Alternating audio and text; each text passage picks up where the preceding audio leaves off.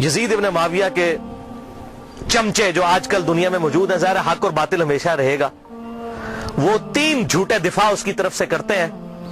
अब इन चीजों का तो उनके पास जवाब नहीं है ना, तो कहते हैं ये तो है ठीक है लेकिन उसकी फजीलतें भी आई हैं। वो मैं पोस्टमार्टम करने लगा हूं किस तरह उम्मत को धोखा देते हैं। लेकिन एक दफा दुरूशी पढ़ लीजिए, अल्लाहुम्मा सल्ली अला मुहम्मद व अला आलि मुहम्मद कमा सल्लैता अला इब्राहीम व अला आलि इब्राहीम इन्नका हमीदुम मजीद। अल्लाहुम्मा बारिक अला मुहम्मद व अला आलि मुहम्मद कमा बारकता अला इब्राहीम व अला आलि इब्राहीम इन्नका हमीदुम मजीद।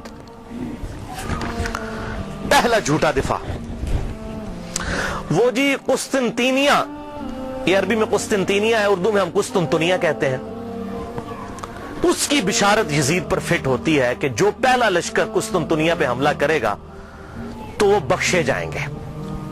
आजकल इस कुस्तुनतीनिया का नाम है इस्तंबुल, टर्की का शहर है, तुर्की का।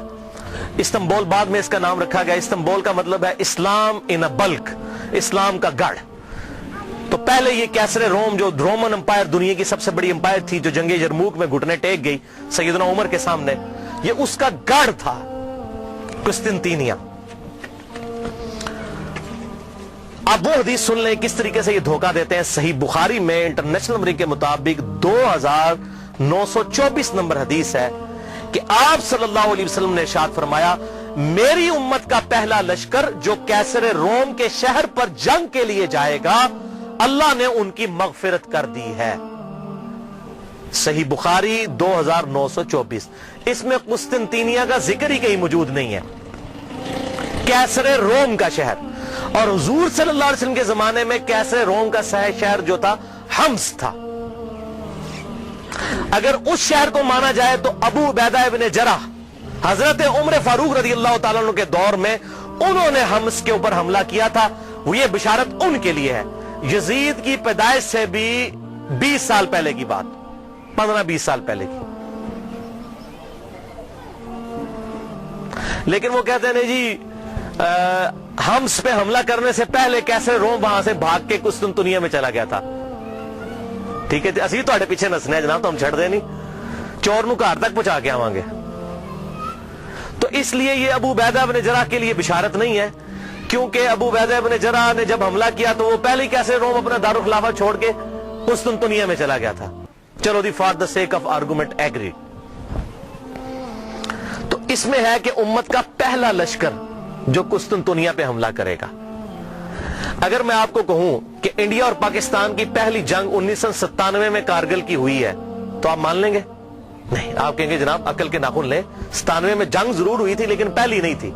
पहली 1948 में हुई, दूसरी 1965 में हुई, तीसरी 1971 में हुई, चौथी कारगिल में हुई 1997 में। और अगर पाकिस्तान और इंडिया की पहली जंग की मैं बात कर रहा हूं तो आपको पता होगा इससे मुराद 1948 है। 1997 अगर लेंगे तो मैं कहूंगा आप अपने दिमाग का इलाज करवाएं। तो यहां पर बिशारत है कि पहला लश्कर जो हमला करेगा कुस्तुनतीनिया के ऊपर, या कुस्तुनतुनिया हम उर्दू में कहते हैं, उसके लिए है ये बिशारत। तो पहला लश्कर कौन सा था? अब इसी बुखारी की हदीस के अंदर आगे एक और हदीस आती है सही बुखारी की, मैं बाद में बयान करता हूं। सुनन अबी दाऊद में इंटरनेशनल नंबर के मुताबिक 2512 नंबर हदीस है। अबू इमरान ताबी का बयान है कि हम कुस्तुनतुनिया पर हमले के लिए जब गए, उस वक्त हमारे लश्कर के अमीर अब्दुर्रहमान बिन खालिद बिन वलीद थे। खालिद इब्न वलीद रज़ी अल्लाह तआला अन्हु के बेटे, ये हमारे लश्कर के अमीर थे जब हमने कुस्तुनतुनिया पर हमला किया। और वहां पर सैयदना अबू अयूब अंसारी भी हमारे साथ मौजूद थे और उन्होंने हमें एक आयत की तफसीर भी समझाई। और फिर सैयदना अबू अयूब अंसारी रज़ी अल्लाह तआला अन्हु कुस्तुनतुनिया के हमलों में शरीक होते रहे, हत्ता के एक हमले के दौरान वो फौत हो गए और वहीं पर दफन हुए। तो जिस हमले में हजरत अबू अयूब अंसारी फौत हुए, वो हमला पहला होगा या जिसमें वो जिंदा थे वो पहला होगा? जिसमें जिंदा थे उस लश्कर के अमीर थे अब्दुर्रहमान बिन खालिद बिन वलीद। ये कोई तारीख नहीं मैं पढ़ रहा हूं, सुनन अबी दाऊद 2512। अब बुखारी से वो लेते हैं, हदीस उठाते हैं और फिट करते हैं यजीद पे। वो सुन ले, सही बुखारी किताबुत तहज्जुद चैप्टर में 1186 नंबर हदीस है کہ ابو ایوب انصاری موجود تھے قسطنطنیہ پہ حملے میں رضی اللہ تعالیٰ عنہ، اور اس وقت لشکر کا امیر یزید ابن معاویہ تھا. یہ 54 ہجری کی بات ہے، کیونکہ اس وقت امیر معاویہ مسلمانوں کے حاکم تھے، انہوں نے اپنے بیٹے کو لشکر کا امیر بنایا. یہ 54 ہجری کا واقعہ ہے. اور اسی حدیث میں موجود ہے ابو ایوب انصاری رضی اللہ تعالیٰ عنہ اسی حملے کے دوران جس میں امیر لشکر یزید تھا فوت ہو گئے. تو جس حملے میں وہ فوت ہوئے وہ لشکر پہلے ہے، یا جس میں وہ زندہ تھے اور حدیثیں بیان کرتے رہے وہ پہلے ہے؟ اور اس میں اس کے بعد کتنے حملے ہوئے؟ یہ بھائی یزید والا لشکر 7واں یا 8واں لشکر تھا، اور وہ جو میں نے پہلے بیان کیا وہ بھی پہلا نہیں تھا، وہ دوسرا تھا. پہلا لشکر جو یزید سے بہت پہلے 33 ہجری میں، جب ابھی یزید کی عمر 5-6 سال تھی، اس وقت پہلا لشکر حملہ آور ہوا، اور اس کا ذکر موجود ہے احادیث کی کتابوں کے اندر. وہ میں حوالہ بھی دے دیتا ہوں. یہاں پر میں ایک بات بتا دوں، قسطنطنیہ پھر فتح کسی سے بھی نہیں ہوا، نہ صحابہ سے، نہ تابعین، نہ تبع تابعین، نہ تبع تبع تابعین. یہ جا کر تقریباً پھر 9ویں صدی کے اندر 800 سال کے بعد سلطان محمد فاتح نے قسطنطنیہ فتح کیا تھا، 900 سال کے بعد. تو فتح ان سے نہیں ہوا، لیکن بشارت پہلے حملہ کرنے والے کے لیے تھی، فتح کی اس میں گارنٹی نہیں تھی. تو اس حوالے سے ایک پوری بک ریسرچ پیپر آ چکا ہے. شیخ زبیر لیزئی رحمہ اللہ کے شاگرد ہیں، اس دور کے بہت بڑے محقق ہیں. ویسے شیخ زبیر لیزئی صاحب سے عمر میں بڑے ہیں، وہ میں ان سے ملا ہوں، پیور جینٹل مین ہے. ڈاکٹر ابو جابر عبداللہ دامانوی، یہ اہل حدیث میں بہت قدر کی نگاہ سے دیکھے جاتے ہیں، بہت بڑے محقق ہیں اسماء و رجال کی فیلڈ کے. اور یہ خود پہلے یزیدی پارٹی سے تعلق رکھتے تھے. انہوں نے خود اپنا واقعہ بھی لکھا کہ میں پکا یزیدی تھا، کیونکہ محمود احمد عباسی وہ ناسبی منکرین حدیث، اور فیض عالم صدیقی جو جیلم کا ناسبی تھا یزیدی منکرین حدیث، تو اس سے متاثر تھے. لیکن جب یہ محمود احمد عباسی کو ملنے گئے تو اس نے ان کے سامنے کہہ دیا ہاں بخاری کھوتے نے بھی بخاری میں وہ حدیث لے لی ہے 3748 کہ حسین علیہ السلام کا سر لا کر جو ہے وہ عبید اللہ ابن زیاد کے سامنے رکھا گیا. اس کھوتے بخاری نے بھی حدیث نقل کی ہے. اس کے پیچھے چل رہی یزیدی پارٹی جو حضرت امام بخاری کو کھوتا کہتا تھا. محمود احمد عباسی انگریزوں کا پٹھو، اس سے متاثر ہوئے، اور وہ جناب انہوں نے کتابیں لکھ دی تھی، وہ امیر المومنین یزید ابن معاویہ، یہ وہ تھا. تو جب یہ ابو جابر دامانوی صاحب کہتے ہیں میں نے اس کی الفاظ یہ سنے، میں نے کہا اوئے یہ لوگ جو محدثین کے بارے میں ایسی ننگی لینگویج استعمال کرتے ہیں، یہ لوگ ہاتھ پر نہیں ہو سکتے منکرین حدیث. پھر کہتے ہیں میں نے مکمل تحقیق کی، پھر انہوں نے یہ 120 صفحات پر مشتمل کتاب لکھی ہے، اور اس کتاب کا عنوان ہے یزید ابن معاویہ اور جیش مغفور اللہم، یعنی جو مغفرت یافتہ گروہ ہے اس کا ذکر. وہ سارے انہوں نے قسطنطنیہ کے اوپر جو حملے ہوئے وہ تمام حملے ایک ایک احادیث کی کتابوں سے لکھ کر رد کیا. 120 صفحوں پہ یہ کتاب ہے. ابو جابر السلفی لائبریری کراچی سے شائع شدہ ہے، میرے پاس موجود ہے. جس کو پی ڈی ایف چاہیے ہو انشاءاللہ میں 1-2 دن میں سکین کروا کر انشاءاللہ اپنے پاس رکھ لوں گا، تو مجھے ای میل کریں mirza_95@yahoo.com، اس پہ میں آپ کو بھیجوں گا. اس میں انہوں نے ٹروتھ ریویل کیا کہ نہ تو قسطنطنیہ پہ حملہ پہلا یزید نے کیا اور نہ ان کے والد معاویہ بن ابی سفیان رضی اللہ تعالیٰ عنہ نے کیا، بلکہ سب سے پہلا حملہ قسطنطنیہ پہ جس شخص نے کیا وہ حضرت عبداللہ ابن زبیر کے بھائی تھے، منذر بن زبیر رحمہ اللہ، جو حضرت زبیر عشرہ مبشرہ کے بیٹے تھے. 33 ہجری میں انہوں نے یہ حملہ کیا، اور اس کا ذکر مسند امام احمد میں، مصنف عبد الرزاق میں، سنن ابی داؤد میں اور سنن طبرانی میں صحیح سند کے ساتھ موجود ہے. وہ ساری احادیث انہوں نے اس کتاب کے اندر جمع کی الحمدللہ. لہذا یہ بالکل جھوٹ بولتے ہیں کہ جی وہ بشارت اس پہ فٹ ہوتی ہے، اس پہ فٹ ہی نہیں ہوتی، کسی اعتبار سے فٹ نہیں ہوتی. اور یہی وجہ ہے کہ ڈاکٹر ذاکر نائک نے جب فٹ کی اس سے سوال پوچھا گیا، وہ کہتا ہے جی امام غزالی نے لکھا ہے. ویسے آپ کہتے ہیں قرآن اور صحیح حدیث، تو امام غزالی کا کیا لینا دینا قرآن اور صحیح حدیث؟ امام غزالی تو آپ کے نزدیک صوفی ہیں، آپ صوفیوں کو تو ویسے ہی نہیں مانتے. تو صحیح سند سے بات کریں احادیث کی کتابوں میں کیا لکھا ہوا ہے. امام غزالی تو تعصب کا شکار ہو چکے تھے. انہوں نے تو یہاں تک لکھا احیاء العلوم میں کہ واقعہ کربلا بیان نہ کرو، بڑی بڑی ہستیوں کے نام بیچ میں آ جائیں گے، واقعہ کربلا بیان کرنا حرام ہے. تو اس پہ میں ایک ہی جملہ بولوں گا کہ چور کی داڑھی میں تنکا. اگر ہم اہل سنت اپنے آپ کو صحیح المنہج سمجھتے ہیں تو واقعہ کربلا بیان کریں، اور جو حق ہے وہ بیان کریں. حضور صلی اللہ علیہ وسلم تو اس واقعے سے پہلے بیان کر رہے ہیں، اس واقعے کے بعد صحابہ کرام کو خواب میں آ رہے ہیں اور غمگین ہیں، اور آپ کہہ رہے ہیں بیان نہ کریں. اور قرآن اور صحیح احادیث کیا کہہ رہی ہیں، امام بخاری کیا کہہ رہے ہیں، امام مسلم کیا کہہ رہے ہیں، امام داؤد کیا کہہ رہے ہیں. حق واضح ہو. اب مجھے بتائیے اہل حدیث کا شاید ہی کوئی پلیٹ فارم ہو جس پر یہ حدیث ترمذی کی بیان نہ ہوتی ہو کہ جب حضرت عمر نے حج تمتع پر پابندی لگا دی تھی تو عبداللہ بن عمر نے کہا کہ میرے باپ پہ شریعت تو نازل نہیں ہوئی ہے. تو معاذ اللہ اس کا کیا مطلب ہے کہ ہم حضرت عمر کی توہین کر رہے ہوتے ہیں؟ نہیں. اسی طریقے سے اگر محدثین نے حضرت امیر معاویہ رضی اللہ تعالیٰ عنہ کی غلطیوں کا بیان بخاری مسلم میں کر دیا, ترمذی میں, ابو داؤد, نسائی, ابن ماجہ میں, تو ان کا مقصد توہین کرنا نہیں تھا, حق بتانا تھا. اور اگر ہم بیان کرتے ہیں تو یہ بھی مقصد یہی ہے. احترام اپنی جگہ رہے گا, لعنت نہیں کریں گے. غلطی غلطی ہے, غلطی کو غلطی کہنا یہ حق اور باطل میں تمیز کے لیے ضروری ہے, ورنہ تو دین کا جنازہ نکل جائے گا. حضرت آدم علیہ السلام کی اللہ نے 7 دفعہ غلطی بیان کی, کیا ان کی توہین کی؟ نہیں, بلکہ اس لیے سورہ اعراف میں اے اولاد آدم دیکھنا تمہارے باپ کو جس طرح ورگلا دیا تھا شیطان نے ماں باپ کو, تمہیں ورگلانا دے, اس لیے ہم قصہ آدم اور ابلیس بیان کرتے ہیں. اسی طریقے سے اگر خلافت کا نظام قائم ہونا ہے اور امام محمد مہدی رضی اللہ تعالیٰ عنہ کی خلافت کو لبیک کہنا ہے مسلمانوں نے, تو اس کے لیے یہ سارے حقائق پتہ ہونے چاہیے. دوسرا دفاع جو جھوٹا کرتے ہیں, پہلا تو کل ہوا, تو میں نے یزید کو دوستی نہیں کہا, کلمہ گو تھا, اہل قبلہ تھا, اگر اللہ نے معاف کیا تو جنت میں چلا جائے گا, ہمیں تو کوئی مسئلہ نہیں ہے. اگر اللہ نے معاف کیا وہ اللہ تعالیٰ کی اپنی مرضی ہے. ایک گناہ کے بارے میں اللہ تعالیٰ نے واضح کہا, ان اللہ لا یغفر ان یشرک بہ ویغفر ما دون ذلک لمن یشاء. اوپن لائسنس نہیں, اللہ شرک کو معاف نہیں کرے گا, اس کے علاوہ جو گناہ چاہے گا معاف کر دے گا, لیکن جس کے لیے چاہے گا. اگر اللہ چاہے تو معاف نہ بھی کرے, یہ اللہ کی اپنی مرضی ہے. آپ اوپن لائسنس کسی کو نہیں دے سکتے. لمن یشاء, جس کے لیے چاہے گا, اللہ کو دو سے منوا نہیں سکتا, سیدھی سی بات ہے. دوسرا جھوٹا دفاع کرتے ہیں, وہ جی بخاری میں حدیث ہے 7222 کہ میری امت میں آپ صلی اللہ علیہ وسلم نے فرمایا کہ 12 خلیفوں تک اسلام غالب رہے گا اور وہ سب کے سب قریش سے ہوں گے. وہ کہتے ہیں جی 12 خلیفے گنے آپ, تو اس میں یزید بھی آ جاتا ہے.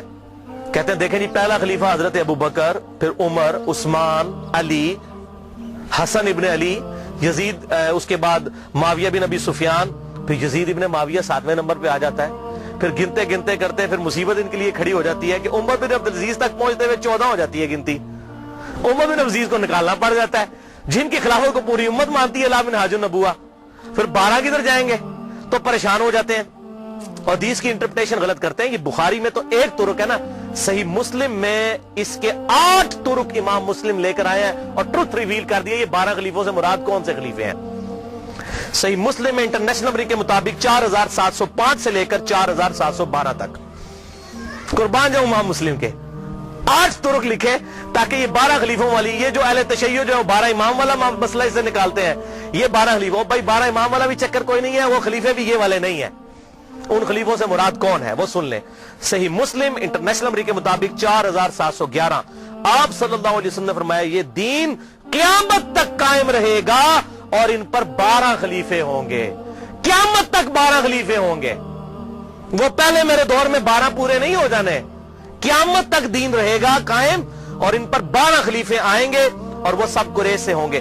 یعنی ایسے 12 خلیفے ہوں گے جن کی پٹ حکومت جو ہے علی منہاج النبوہ ہوگی, وہ 12 خلیفے ہوں گے اور قیامت تک پوری ہونی ہے گنتی. اچھا, ان میں سے 7 تو کنفرم ہے جس پہ اہل سنت اور اہل تشیع کا اجماع ہے.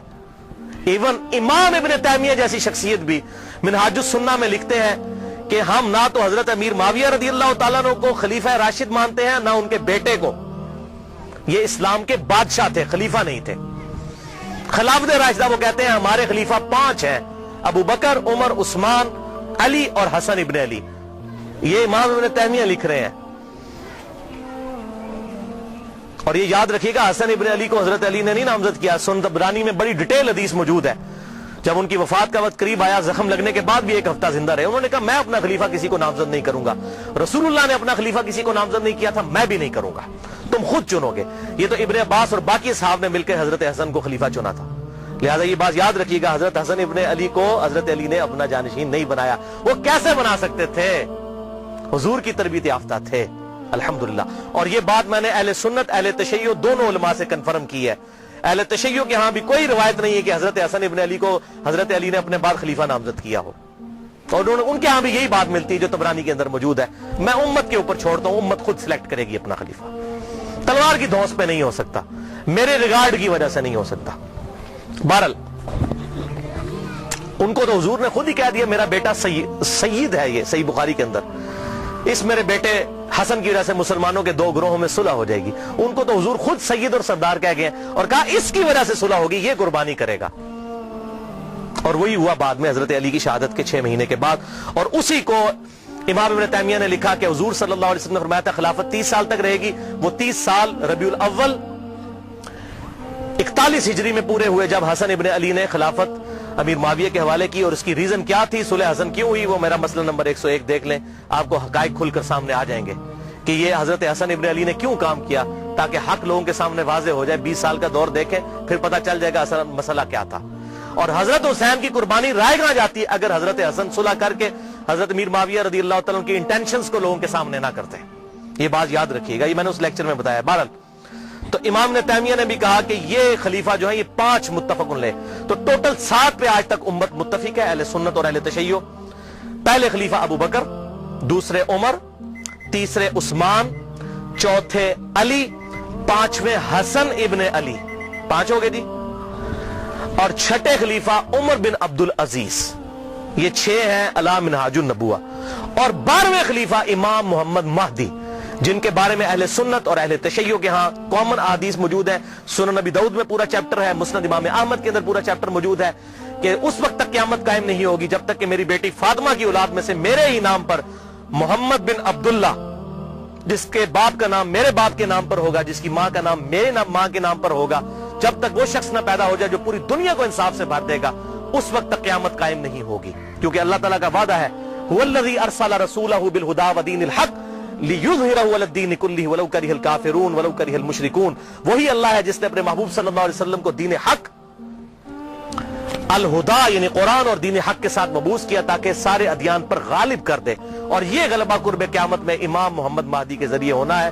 حضور کی بشارتیں موجود ہیں، وہ ہوں گے 12ویں خلیفہ۔ تو 7 کنفرم ہے، اس دوران وقتاً فوقتاً اچھے خلیفہ آئیں گے۔ تو یہ قیامت تک کا ذکر ہے، لہٰذا اس حوالے سے جو لوگ ڈیفینڈ کرنے کی کوشش کرتے ہیں، کبھی حضرت معاویہ کو بیچ میں شامل کرتے ہیں، ایسا معاملہ ہے نہیں ہے۔ خود سارے اہل سنت لکھتے گئے کہ حضرت امیر معاویہ رضی اللہ تعالیٰ عنہ اسلام کے خلیفہ راشد نہیں ہیں، بلکہ خلافت راشدہ ابو بکر، عمر، عثمان و علی اور حسن ابن علی، وہ 30 سال مکمل ہوئے، وہ انشاءاللہ آگے حدیث آ بھی جائے گی۔ اور یہ ساری بحث شیخ البانی رحمہ اللہ نے سلسلہ احادیث صحیحہ میں انٹرنیشنل نمبر کے مطابق 459 نمبر حدیث کے تحت بھی کی ہے۔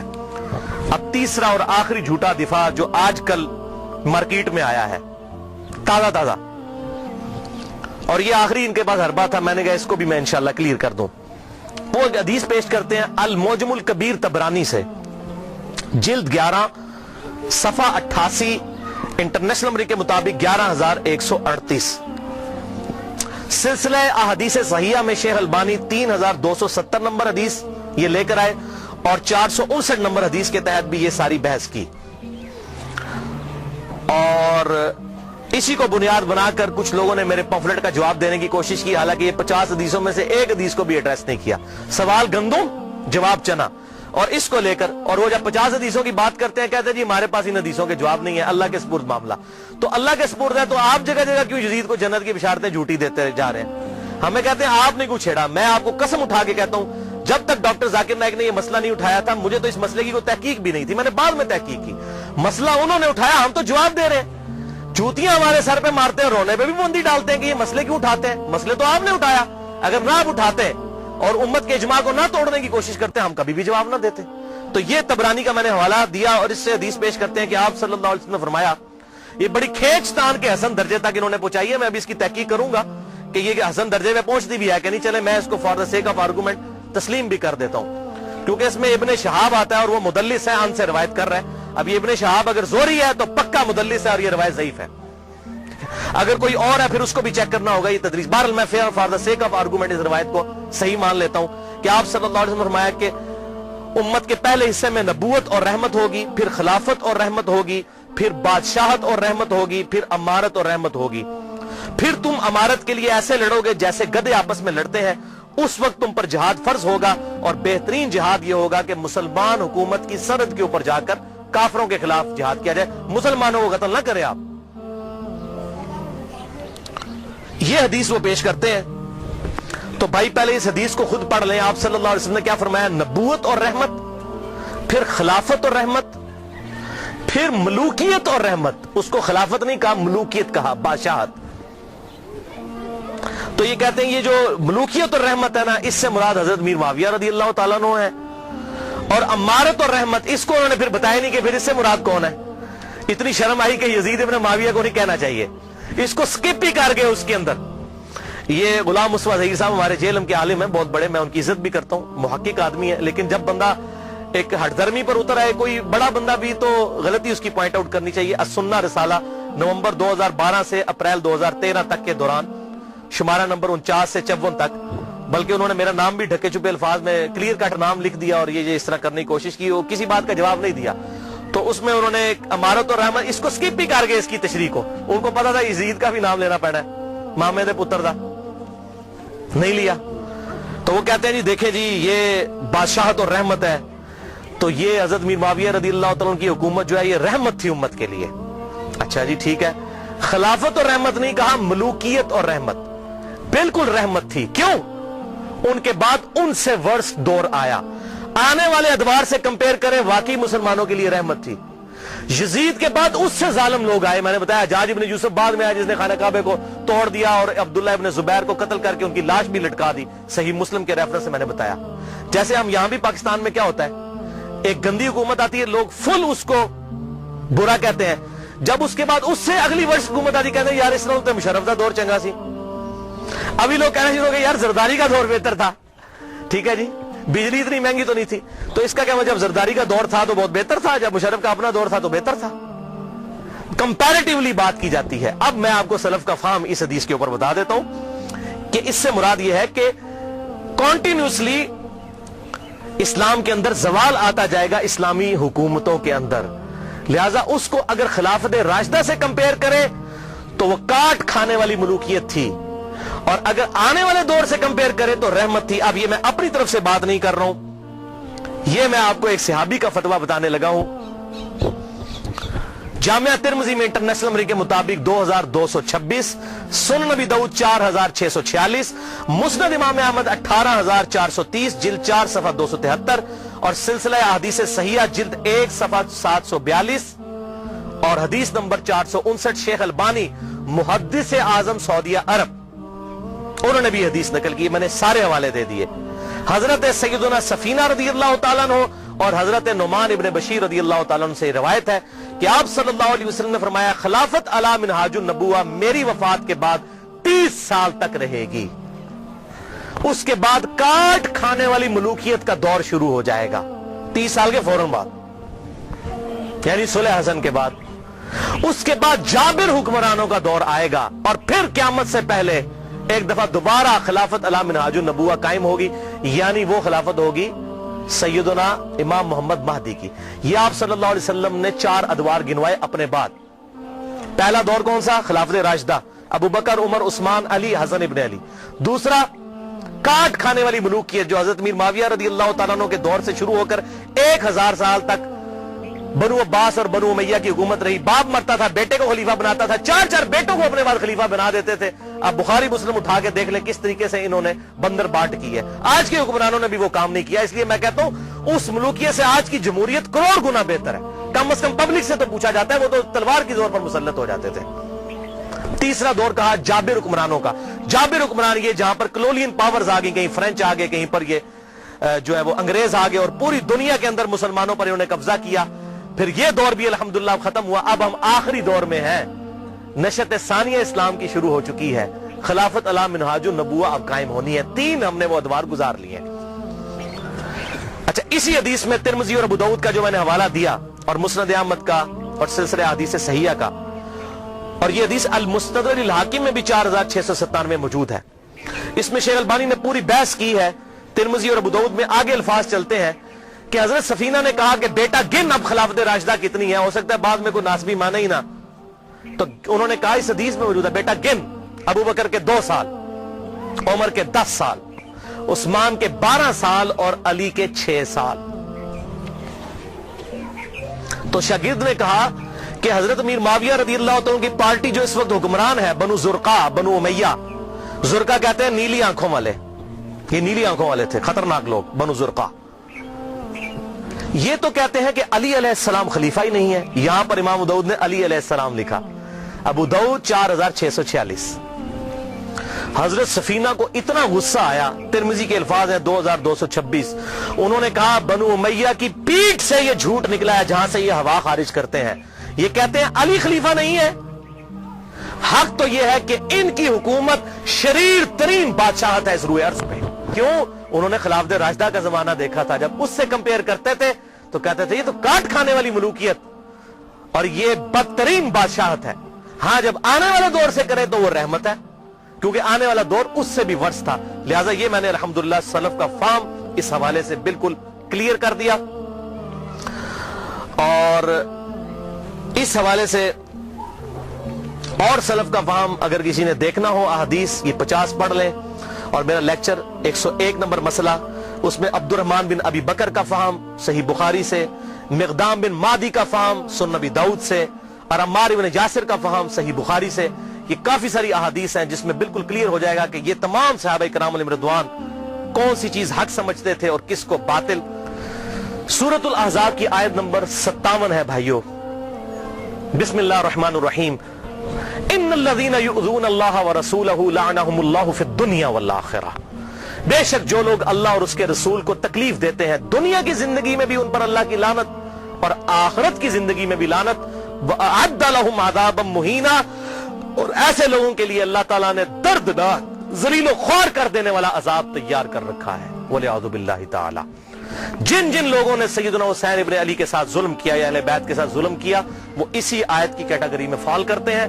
اور آپ صلی اللہ علیہ وسلم کی واضح حدیث ہے المستدرک للحاکم میں صحیح سند کے ساتھ 4717, صحیح ابن حبان میں 7104, اور سلسلہ احادیث صحیحہ میں بھی شیخ البانی لے کر آئے رحمہ اللہ, اس کو صحیح کہا, اور شیخ زبیر لزئی صاحب نے بھی اس کو صحیح کہا. آپ صلی اللہ علیہ وسلم نے فرمایا اس ذات کی قسم جس کے قبضہ قدرت میں میں محمد صلی اللہ علیہ وسلم کی جان ہے, جو بھی ہم اہل بیت کے ساتھ بغض رکھے گا اللہ تعالیٰ اسے ضرور دوزخ کی آگ میں داخل کرے گا. بغض رکھے گا, یہ کہتے ہیں لعنت نہ بھیجو, بغض کی بات ہو رہی ہے, صرف دل میں بغض رکھنے والا دوزخ میں جائے گا. اور حضور نے قسم اٹھا کر کہا, اور اسی کا طرق جو المستدرک للحاکم میں 4712 ہے ابن عباس رضی اللہ تعالیٰ عنہ سے, آپ صلی اللہ علیہ وسلم نے فرمایا اگر کوئی شخص مقام ابراہیم اور حجر اسود کے درمیان نمازیں پڑھے اور روزے رکھے, اگر وہ بھی اس حال میں مر جائے کہ اس کے دل میں اہل بیت کا بغض تھا تو اللہ تعالیٰ اسے بھی ضرور دوزخ میں داخل کرے گا. وَلِعَوْذُ بِاللَّهِ تَعَالَى.